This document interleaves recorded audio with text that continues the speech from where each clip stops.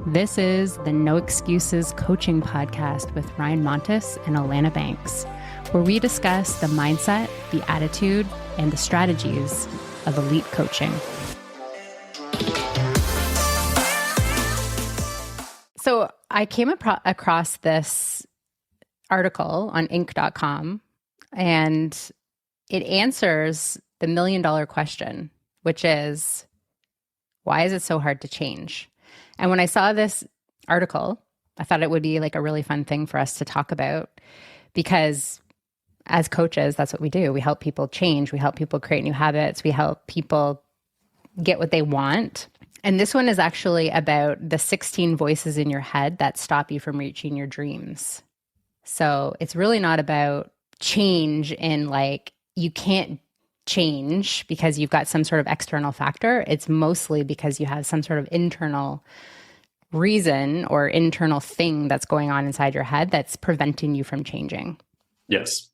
So we're going to go into what are those 16 voices, those 16 common things that happen in your head that prevent you from going after your dreams or changing or picking up a new empowering positive habit. Yeah. Okay. So when I first heard the subject here, the 16 voices in your head that keep you stuck or whatever, however it's worded, I was like, what? There's not 16 different voices in my head. They all sound the same. They all sound like me, right? And then I actually looked at this article, which is based on the work of a professional coach, and it does make sense. It's not necessarily like 15 different sounding voices or like we're all of a sudden suffering from disorder, multiple personalities in our mind or anything like that. Mm-hmm. It's like the 16 different styles of self-talk that hold people back. And this stuff is powerful. Because as anybody who's studied NLP or similar coaching modalities, you know that the language that you use inside your mind can describe your world, but it also can create it, right? The things we say to ourselves inside our head literally create our reality by influencing what we can and cannot do, what decisions we make, how we feel, etc. So any kind of insight in that vein can be really powerful. And then I looked at these 16 alleged voices, and this is good to know. This is good to know. This is going to be, for sure, in our audience, there's going to be people who this is the thing that they need to hear. That's going to be like, oh, good realization, good breakthrough, and it'll be empowering. So I'm excited to get these out there into the world. Yeah. And, when I looked through the list too, I was surprised that I was familiar with all 16 voices. I thought, I'll probably look through this list and I'll be very familiar with maybe one or two or three. But, I think we all have these 16 voices in our head. Probably we hear some of them more than others, but like Ryan said, it's once you hear them, you're going to be like, oh yeah, I've heard this voice. I have this voice. This is the voice that prevents me. And then the other thing that came up for me too was how many of these voices sound like someone else? They're a voice in your head, but they're a voice that also sounds like someone else in your life who is very influential. Yeah. Yeah. True. Mm-hmm. I guess we may as well we've built enough excitement now. I think so. Yeah. Let's just hop right into it. Just get into it.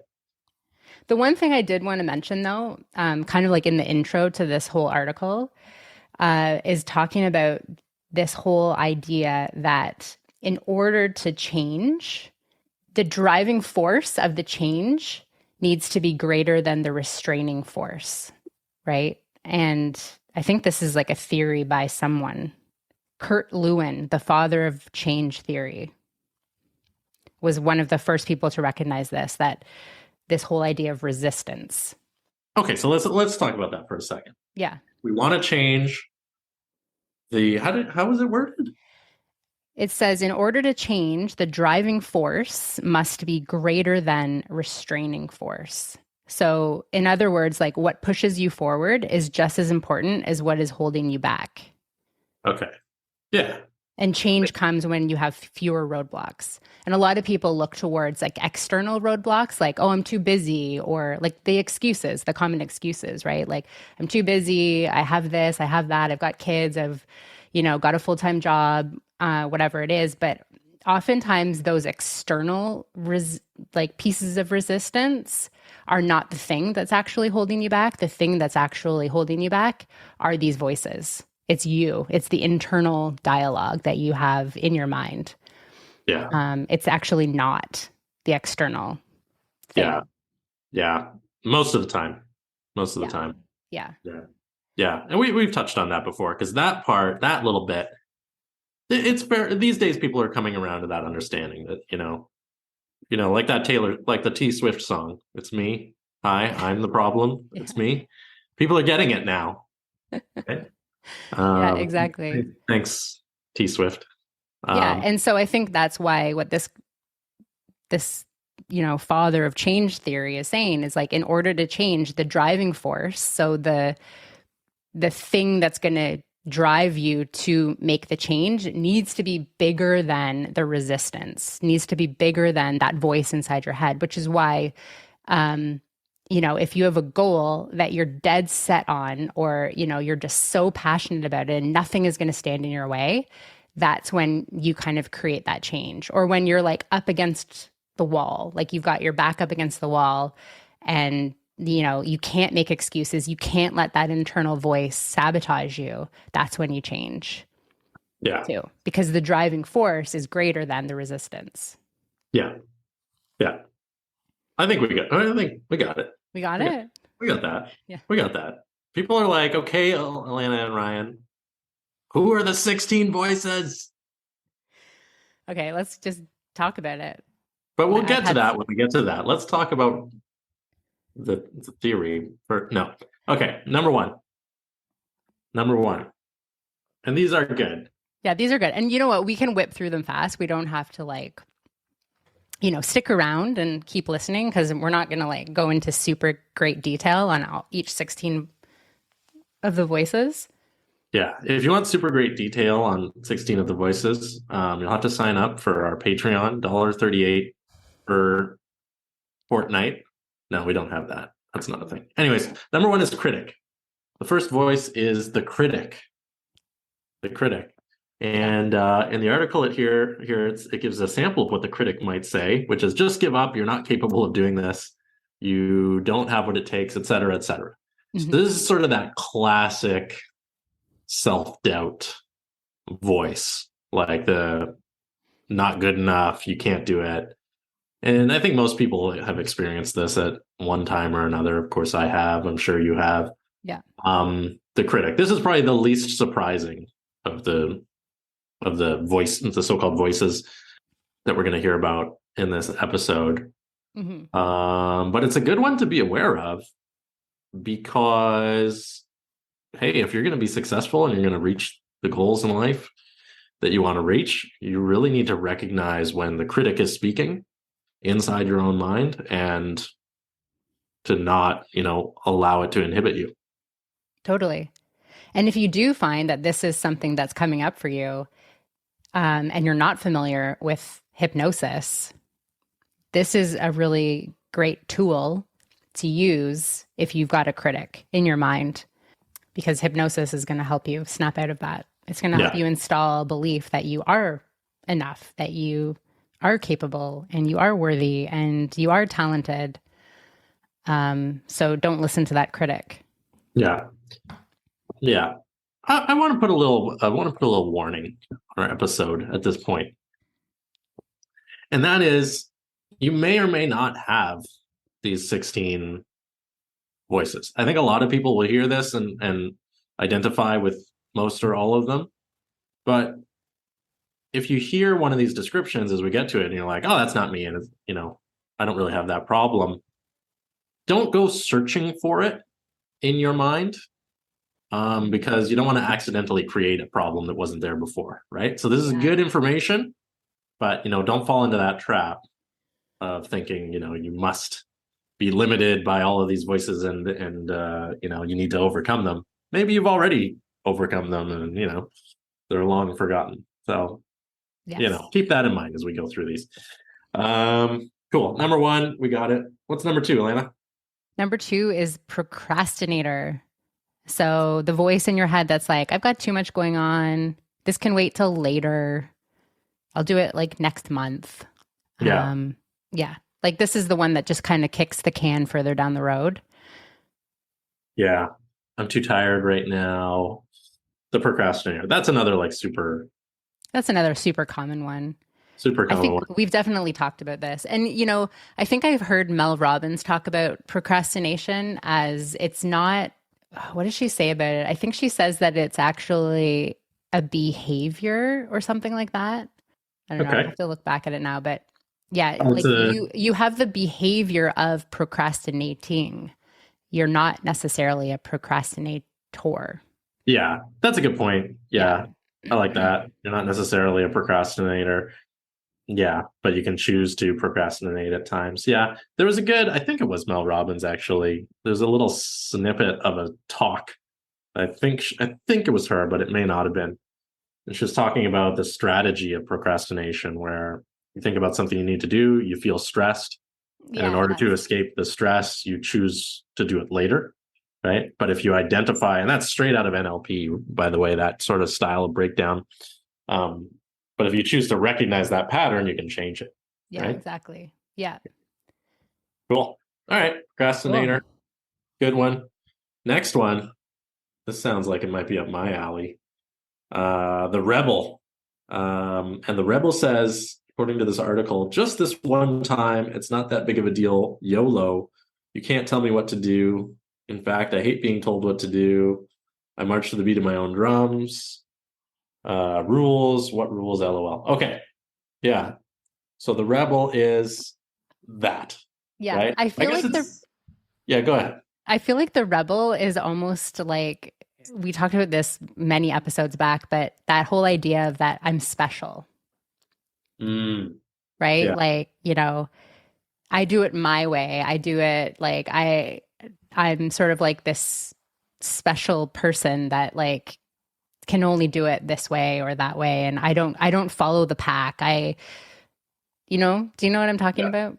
Yeah, exactly. That's fine if it's working for you. Like there's a lot of entrepreneurs and coaches who, have a rebellious sort of tinge or vibe to the way they do things. And if you're making money and you're getting clients and you're living the life that you want, great.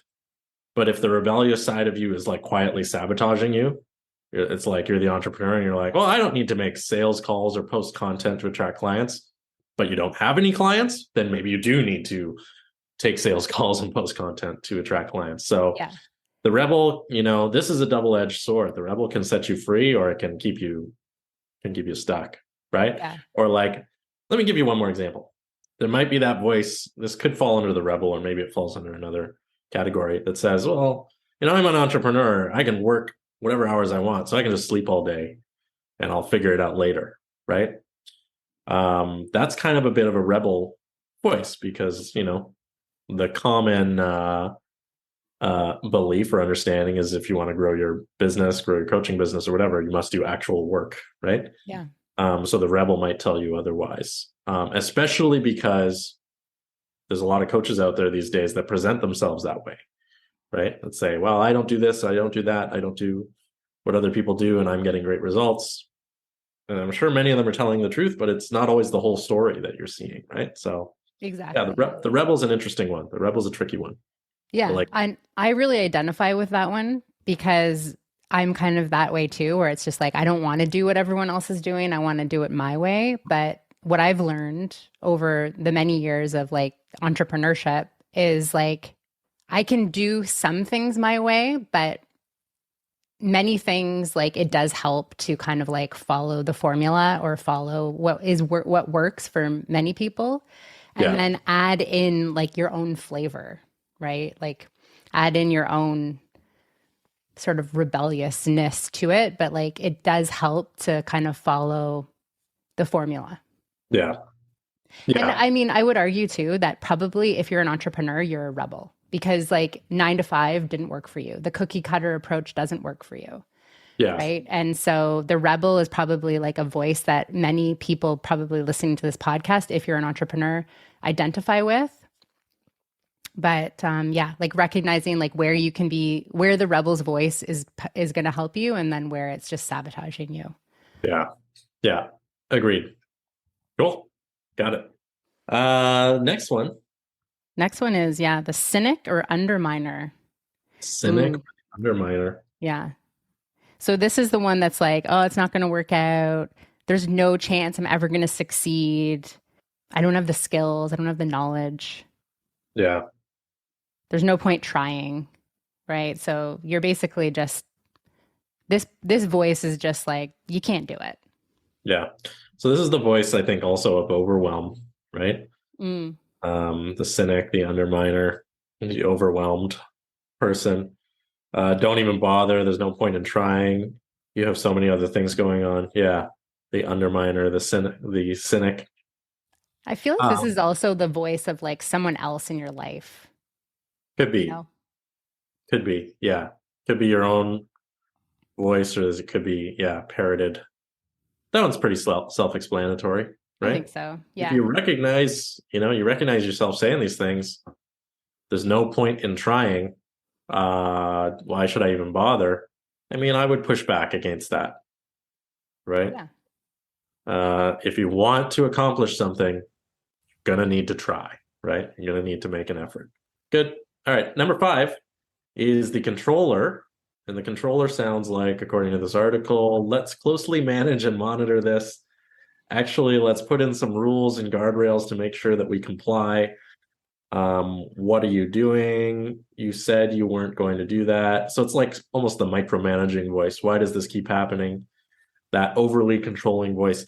Yeah, this can be debilitating, right? Where it's like it's almost like you're so concerned with the outcome and like so afraid that things will go wrong that you exert far more thought energy and far more energy than is required to keep things on track, right? And this might manifest as like never taking time off, worrying about what's going on in your business or what's going on with your clients when you're off the clock, when you're laying in bed, for example. Yeah. That overly controlling voice, as the article says. Yeah, that's an interesting one. Yeah. And kind of what comes up for me when I see this one is like money, right? Because it's like, okay, say for example, you're wanting to invest in something for your business and you've invested before and maybe it didn't work, or maybe you invested and like you put yourself into a bit of debt and like that caused you stress and you've gotten out of that debt. And now, the controller part of you is saying, okay, here we go again. You said you weren't going to invest in something else and now you're doing it. What are you doing? But so like the controller, I think, is an important voice to listen to. But being aware of it and being aware of like, is it controlling you because it's wanting to sabotage your success, or is it controlling you because it doesn't want you to go down a path that's maybe not going to lead to anything beneficial for you, for example? Yeah. That can be tricky. Yeah. That can be tricky. My advice, if that question is coming up in your mind, is like, is this voice protecting me or inhibiting me, is to take action, is to test reality and find out what results you get, right? Mm-hmm. Don't just stay on the fence and be indecisive, right? Yeah, exactly. Yeah. Cool. All right. What's the next one? Next one is self-reliance. And this one sounds like oh yeah, this is good. I can't possibly ask for help or trust anyone else with this. I need to do it all by myself. This is all on me. I'm carrying all the weight on my shoulders. So like this is the voice of just like, I've got to do it all me. It's all got to be me. I got to do it my way, and I can't help. I can't ask for help. Yeah. So I think it's important here to recognize like where in your life or where in your business are you, putting all this responsibility on your shoulders when you could be offloading some things to someone else. Yeah. That sort of voice that wants to be viciously independent as Yeah. one of my instructors back in the day would say, viciously independent. This can keep you stuck like Yeah. that. Like, I can't hire a VA even if I can afford it. I can't hire a coach. I'm not going to invest in training. I'm going to figure out everything on my own. I'm just, yeah, that'll That that'll just keep sets you up for you. overwhelm too and burnout. Yeah. Because like even if it's just like hiring an accountant to handle your books because maybe you're just like not good in that area. Like that's something that I did early on when, it didn't even make sense for me. It's just like I don't want to do numbers. I don't like doing it, so I just got an accountant. Yeah. And it took all of my stress away. Like I was leaking so much energy about accounting, and when it came around to tax time and everything, like it was just the worst. And that's because I had this self-reliant voice in my mind saying, well, you can do it on your own. Like you're a small business. A small business doesn't have an accountant, right? But Yeah. it took so much stress away from me. Yeah. Exactly. Yeah. That's a good example. Okay. That one's good. If you feel like that one for a lot of coaches, I think is an important one. Yeah.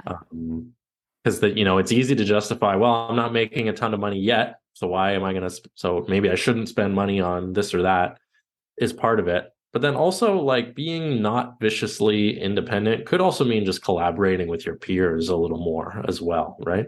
Doesn't Yeah. necessarily require spending money, but it does sometimes require setting aside your pride, Hmm. if that's part of the equation, to ask for help. Anyways, Hmm. we Hmm. got that one. Number 7, the dummy. Ooh, the dummy voice says, "This is so hard to understand and grasp. I can't wrap my head around any of this. I'm just not that smart, et cetera, et cetera." Okay, so this is a cop out, right? This is like your mind trying to help you avoid the discomfort of doing something new by tricking you into thinking it's too hard or you don't have what it Yeah. takes. That's why I call it a cop out.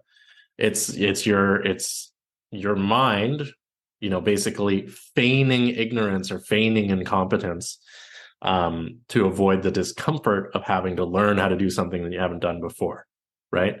This is a big trap Yeah. for a lot of people, right? Especially coaches. And like, here's the thing, coaches. A lot of coaches are really good at coaching and not so good at marketing or running a business. And it's this voice here.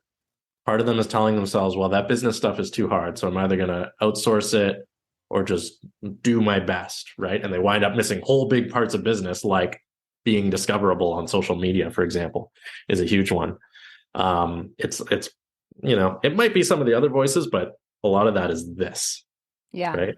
Yeah. Well, I ran up against this recently because I really want to get up a landing page about my new offering with sexual freedom hypnosis and sexual freedom coaching. And I have a web person, and but I know what I want. I just want a page, and I know how to create that. But I'm like, oh, I'm not really good at graphics. I'm not really good at like, putting up a landing page. It would be so much easier if I just pay him to do it for me. But like, I don't really want to spend the money on that right now. Like, that's not a priority in terms of like investing money for me. Yeah. So then I was like, honestly, Alana, you could just spend like a day learning how to do all this stuff. And I know I can figure it out. I just don't want to. Like, my Yeah. dummy voice is being like, nah, No, it's it's too too hard. hard. I can't do it. Yeah. Right.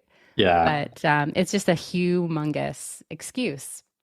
Yeah. Even me, I've always, since I started my business, I've been pretty good about showing up on video and showing up in photos and being visible and discoverable on social media. But the quality of like the video that I was putting out for a long time, it was like 7 out of 10. Like, the resolution was okay, the editing was basically non-existent. I had the policy of, done is better than highly polished. And that served me well. And I built my business on that. Like, 7 out of 10 is good compared to most coaches who get a 0 out of 10 because they don't put out video and audio content. They're not visible, right? Mm-hmm. But the gap for those last, 2.5, 3 points in terms of quality of my video was, it's too much work. It's too much effort to figure out how to make really good reels. And then one day I was like, that's not true. That's a limiting belief. What if I just take the couple of hours it'll take to figure out how to make my videos look better? And they went from a 7 out of 10. Like, the content has always been good because I know my stuff. I'm talking about just like the visual quality and polishedness. Went from a 7 out of 10 to now it's at like a 9.5 out of 10. My last, few dozen reels, because I was like, okay, I'm going to put down a little bit of money for a better video equipment. I'm going to put down a few hours of my time to figure out, at least one good program for editing and everything. And then I did that, and the results have been terrific. Yeah. That was for me, that was the dummy voice being like, it's too hard. I can't figure it out. Like, sometimes you say stuff to yourself that that's not true, but it's just a convenient excuse, right? Yeah. All right. We got that one. Number next. Next one is guilt tripper. So this voice says, like, what's wrong with you? You say you really want this, but your actions speak otherwise. You haven't gotten off your butt. What the hell is going on with you? You should have done this differently. Yeah. So I feel like this is also another voice that maybe sounds like someone else. Like, it's your voice, but it could potentially be someone else's voice. Yeah. Masked as your own. Yeah. So this one, I believe, is the part of us that wants to marry responsibility with shame and guilt, and blame, right? Mm. And this is like, if you're a coach entrepreneur, you really need to get to the point quickly. Decide to do it today if you haven't already, where you disconnect responsibility from shame and guilt. If the two are connected, anytime you take responsibility for your current or past results, then, anything that didn't go right or didn't go perfect, we're attaching shame or blame or guilt, right? Let's not do that. Let's get to the mindset where we can take responsibility for our results and recognize if things aren't as good as we want them to be, and not feel bad about it, and just take action, right? Yeah. Which is the opposite of the guilt tripper, right? Which is number 8 on this list, basically. So that's, the guilt tripper, that's good data, because if you hear yourself saying these things to yourself, what's wrong with me? If I really wanted this, I would do this. Why aren't I really taking action, et cetera, et cetera? Cool, good information. Disconnect responsibility from negative self-blame and take action and move forward. Mm-hmm. Yeah. Like, I'm wondering, is this voice also saying, like, if I spend all of this time working on my business, then I feel guilty that I'm not spending time with, my partner or my kids or, other people in my life. Is that the same voice, do you think? Could be. Or maybe that's coming up. Could be. I mean, it could be that. That's certainly another form of guilt, right? Like, yeah, I'm doing something that's really important to me, but that means that there's less time and energy for other things, right? That's another curse of the entrepreneur, right? Yeah. When you're on a mission, it's very hard to complete side missions, so to speak, right? When you're on a big mission. It's also really hard to turn off too, right? Like, you're just like, I want to work on the weekends. I want to work at night. And like, everyone around you is like, you're always working, but it's just like, it's not work for me. It's fun. Yeah. Like, I like doing it. So it never feels like, but yes, sometimes I do feel guilty. Yeah. Cool. All right. Okay. Next. Number 9 is the perfectionist that says, this isn't good enough. You aren't good enough. There are too many mistakes. It's not perfect, et cetera, et cetera. I heard a really good, I actually posted it on Instagram in my stories the other day. This video from, I can't remember the fellow's name, but he's like a Instagram marketing coach guy. All his videos are in black and white. And he was saying, you're not a perfectionist. You just want other people to perceive you as perfect. And the metaphor that he gave was, if you were a perfectionist, when you like clean your toilet and you clean your kitchen, you would like go crazy and spend, forever doing it, and it would be perfect.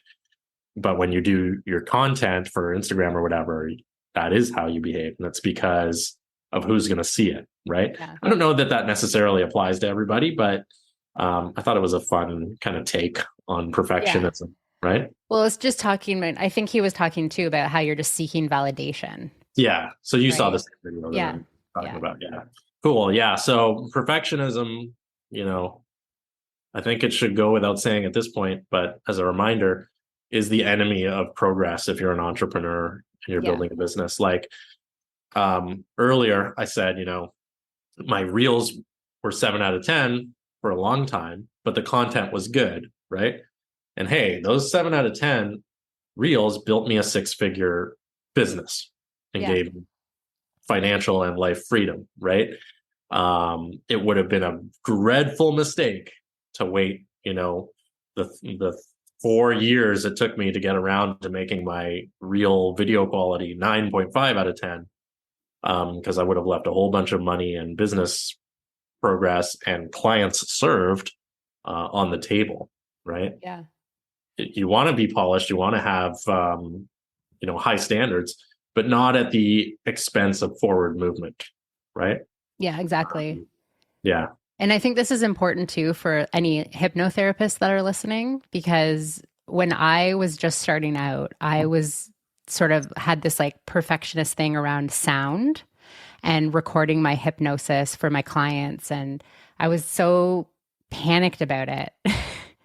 And I just wanted it to sound perfect, which was sabotaging me from creating recordings and just putting them out there so that people could experience it. Yeah. And finally, I got over that perfectionist voice, and I just said, I'm just going to friggin' do some recordings and put them out there. Yeah. And, the sound quality of my recordings has improved significantly because I researched it, I talked to people, I got better equipment and all the things. But when I listen back now to my first recordings, I'm so embarrassed, but at least I got them out there, right? Yeah. I got them out there. And but I was so thrilled because a client a couple of weeks ago said to me, "Wow, I can really tell how professional you are with the audio quality and everything, because the audio of your podcast and your hypno recordings that you're sending me are just so good."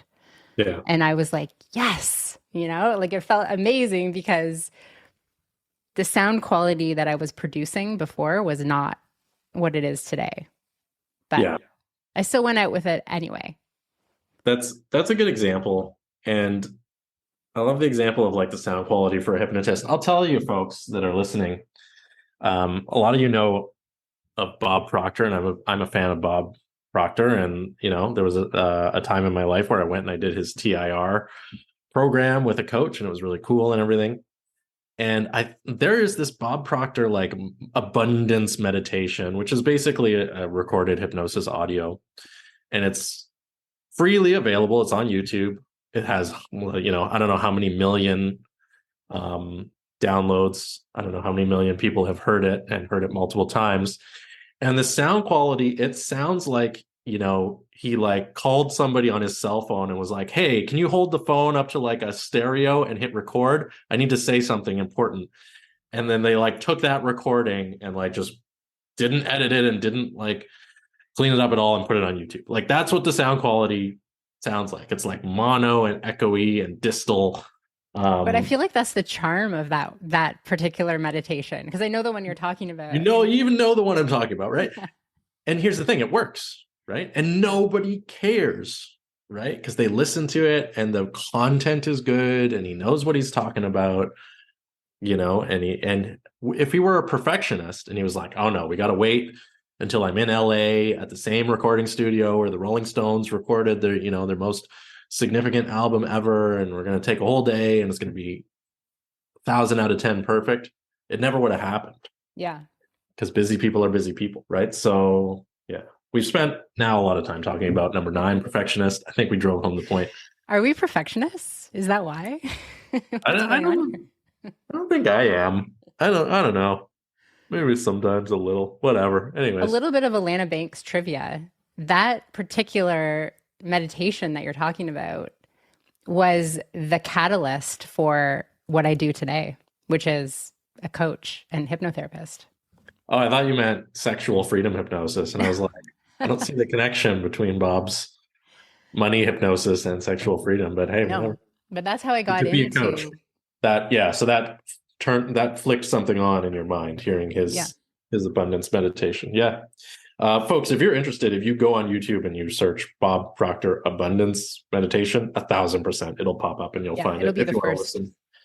if you want to listen to what we're talking about. And I bet a lot of people have already heard it. Okay. Okay. Number next. Next one is denial. Oh, this is a good one. This is the voice that says, you know what? After thinking about it, I don't really need to change. I'm good. Yeah. This is a good one. This is the voice that, like, when we realize it's going to take a little bit more work than we thought it was, we again fool ourselves into thinking we didn't want it to begin with. Right? Yeah. It's sort of like, when you're really excited for a Boston cream donut and then you drive to the donut shop and like they don't open for another 45 minutes and you're like, I didn't want a donut anyways. I'm going to get a lemonade from down the street instead, right? It's that. Yeah. It's that voice. No, you did want the donut. We all know you wanted the donut. Yeah. Right? This is why it's so important to take inspired action. Yeah. Right? Like when you get the idea or you get the thing or the impulse to do something, as long as it's safe, obviously, like do it. Like make the phone call, send the email, I don't know, do whatever it is, because that voice of denial is going to sabotage you. Cool. Let's we got that one. Let's go on to the next one. Yeah. Number 11, taskmaster. You're slacking. Pick up the pace. You got to work harder. You can't quit. You're falling behind. There's a million things to do. So this is like the part of you that like feels like you need to be working really hard all the time. And it's fine to work in sprints sometimes, I would say, but don't stress yourself. It's okay. Like, especially if you're an entrepreneur, like I'll take time to, for those of you that are, which is probably no one, but for those of you that are watching the video, hypothetically, of this podcast recording, there's a sofa. My whole office is just like a desk, a sofa, a coffee table, and a TV stand. I haven't got a TV in here yet. This office is newer, but like I'll sit on that sofa and chill. I'll open a game on my phone because you can't. It's just not sustainable to be on task 100% of the time. Yeah. All day, every day, right? As the taskmaster voice would want you to be, right? Yeah. I think I read somewhere that we have actually only 2.5 hours of productive work inside of us per day. Like on average or something like that. So I should get a membership for like a spa, and then I should come into my office and work for 75 minutes, then go to the spa for 6 hours, then come back to the office and work for another 75 minutes, and then just go home. Yeah. And perhaps I'll be as productive or more. Yeah. Than I currently am. I always felt that way when I was working in an office, like a 9 to 5. Like I spent so much time just like going, getting coffee, talking to people, walking around, going to the bathroom. And then, I probably only spent about 2.5 hours working a day. Yeah. So there's this famous line from, actually, it's not famous at all. There's a line from the movie Office Space, which was like, came out when I was 15 or something. And they're interviewing the main character, Peter. And he's, because they're like, there's consultants that come in to figure out how to make this office more efficient. And I think it's either in a day or in a week, but he's like, in any given day, I do about 15 minutes of real solid work. And the rest of the time, I'm just zoned out or staring at my computer or pretending to work. Right. Yeah. And I think a lot of people, especially in the working world, it may be a little different in the entrepreneur world, but yeah. So for some people, probably it's even less than 2.5 hours. Mm-hmm. Anyways, way off track. Way off. Next one is impatience. So I've been working on this for weeks and I haven't seen any progress.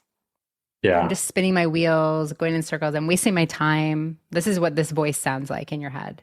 Let's just abandon ship and move on and focus on something else. So this is that part of you that's not seeing the results yet, but you like just started last week and you're like, I want the results now. I want the 100,000 dollar coaching business now. And that voice of impatience is going to chirp in for sure if you're not seeing the results immediately. And I think also like we live in this whole society of like instant gratification now, especially because we have like Instagram at our fingertips and we see all these like $1 million coaches doing the things, but we don't really see the behind the scenes. We don't see like all the work they put in, all the tears and all the hours spent creating this business. We just see the after. Yeah. Yeah.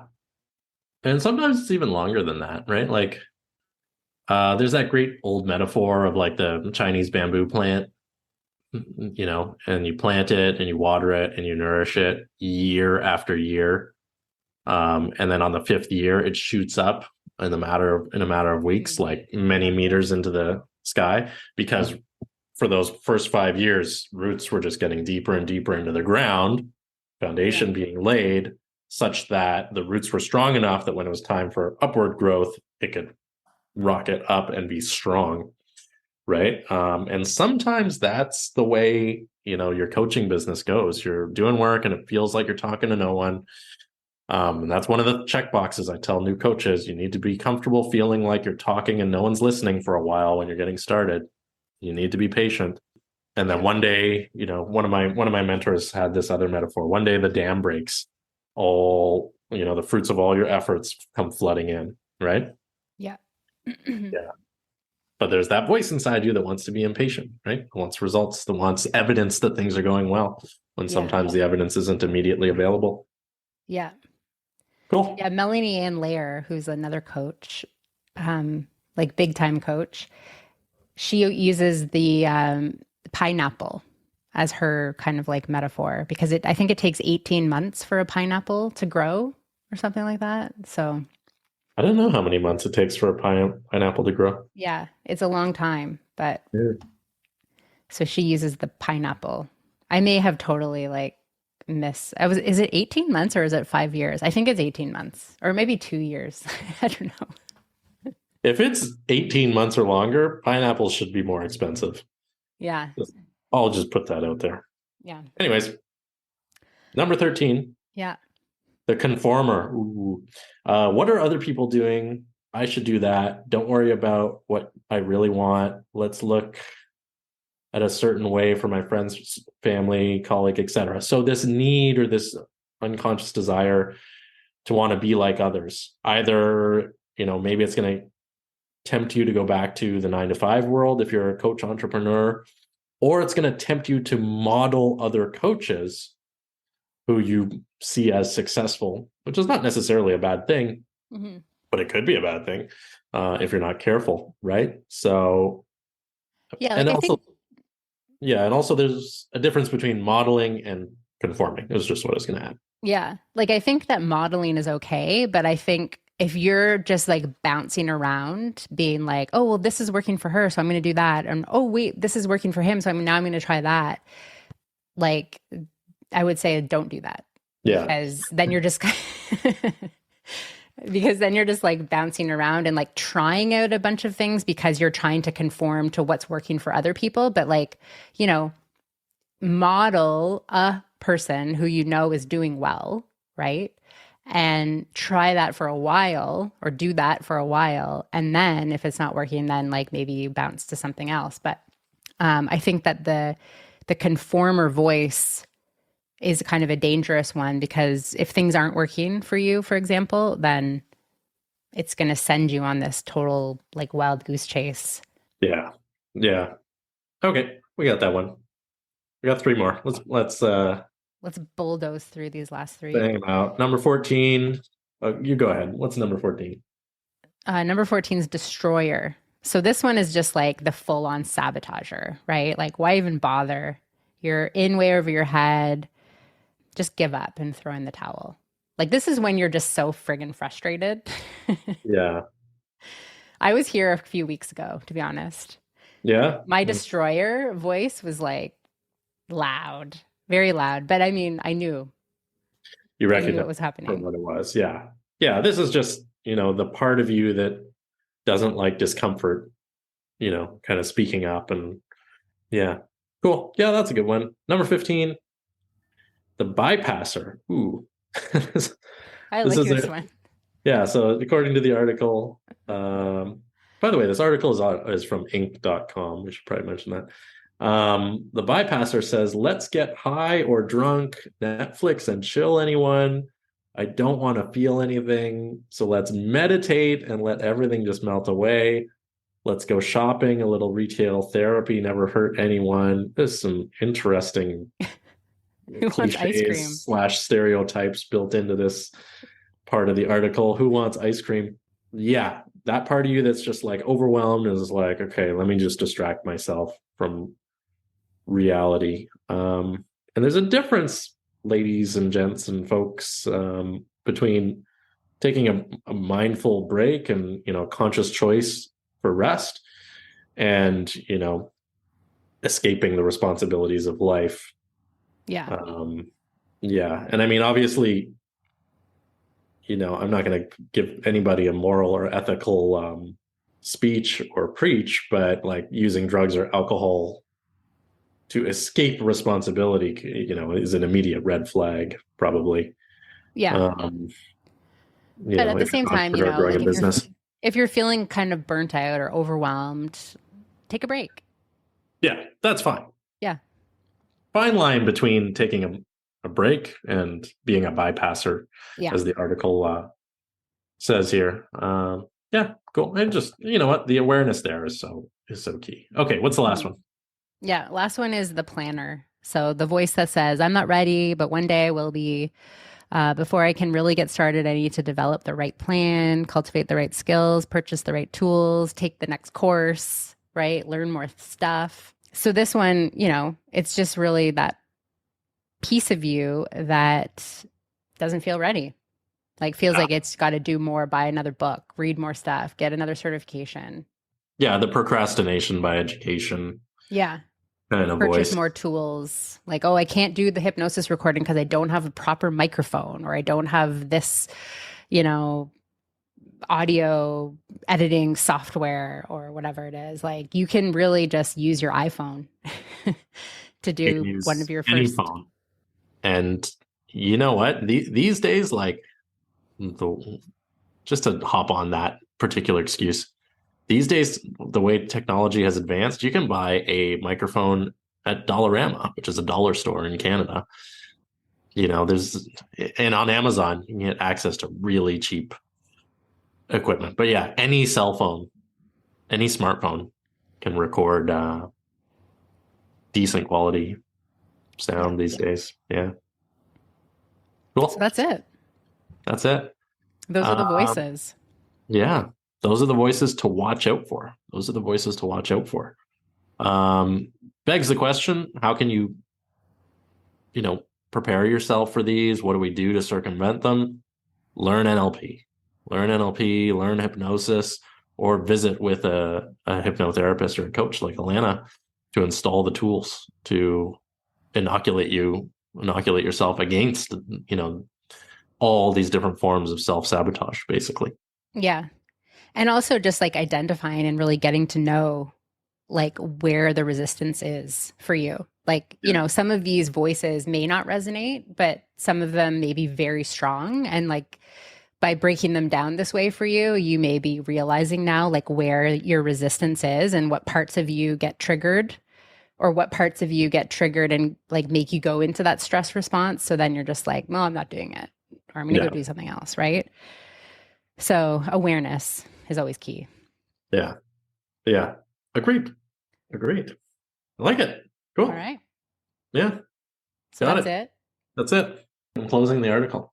Okay. Boom. It's closed. See ya later. Yeah. So what do you have going on these days? Let's see. The Hypno Business Builder program is going to drop soon. Already got students in it, which is nice. People bought the pre-sale. Still a couple of days of opportunity for that. If you're hearing this, shoot me a DM. Beyond that, I'm rocking and rolling with reels. Go watch my reels on Instagram. Yeah. That's the main thing. Hypno Business Builder. And I'm gonna have some like cool smaller offers coming out soon. with some really specific, like high quality results that you can get if you're a coach or a hypnotist. So watch for those. Watch on Instagram. Okay, awesome. So I have a sexual freedom hypnosis coaching program, and I've been offering an introductory rate for the last 2 months, like January and February. And that rate is going to end at the end of February. So if anything that I've talked about on the podcast or even on the sex episode piqued your interest or you were curious about it, get in touch with me and get in on this introductory offer, because I'm doubling the price on March 1st. Yeah. So it's like a no-brainer deal to get in on this offer now. Yeah. So I've got that. I'm working on an audio program to awaken and embrace your sexual pleasure through the 5 senses. So that's going to be coming out mid-March. Cool. And yeah, that's kind of it. Cool. Good stuff. Yeah, definitely. If you have been intrigued by Alana's sexual freedom hypnosis work, do yourself the favor of at least getting on a consult call with her and find out what it's all about. And if it's a good fit for you, and grab that deal, because even when her price goes up, it's still going to be a steal. But at her current pricing, it's really a no-brainer, as Alana says. And one last thing is we've got the merch store, No Excuses Outfitters, on Etsy. The link is in my bio on Instagram. So if you follow me, which you should, on Instagram. Also, where else is the link? The link is also in our link tree in the No Excuses Instagram. In the No Excuses, our podcast Instagram. Cool. There you go. Go get yourself a mug, get yourself a shirt, get yourself a calendar with pictures of Alana and I. Just kidding, we don't have that yet, but maybe that'll come down the pipe. I don't know. I guess that's it for today. That's it. Yeah. Cool. All right. Thanks, everyone. Bye.